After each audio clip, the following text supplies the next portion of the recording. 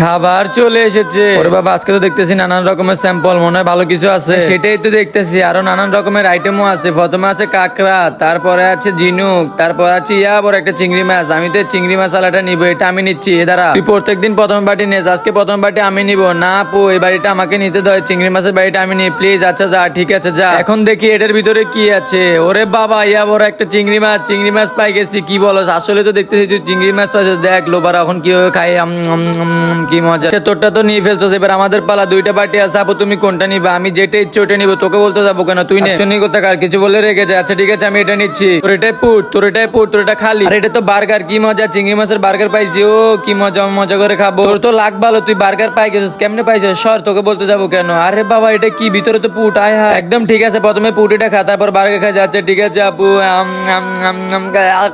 একদম ভালো হয়েছে। এখন তোমার পালা, তুমি নাও। আচ্ছা নিতেছি, তুই এত কথা বলস কেন? আমি তো নিবই। দেখ আমার বাড়িতে কি আছে, আমার বাড়িতে কি আছে দেখার আগে বন্ধুরা, একদিকে তোমার বাবা যে কিনা তোমার জন্য দিন রাত পরিশ্রম করে, অন্যদিকে সুপারম্যান। তুমি কাকে বেছে নিবে? আমার মতো যদি তুমি তোমার বাবাকে আসল সুপারম্যান হিসেবে বেছে নাও, তাহলে ভিডিওতে একটি লাইক দিয়ে কমেন্টে বাবা লেখে চ্যানেলটি সাবস্ক্রাইব করে দিয়ে যাবে। আরে বাবা, এটাতে বেগুন ভাজা, কি মজা।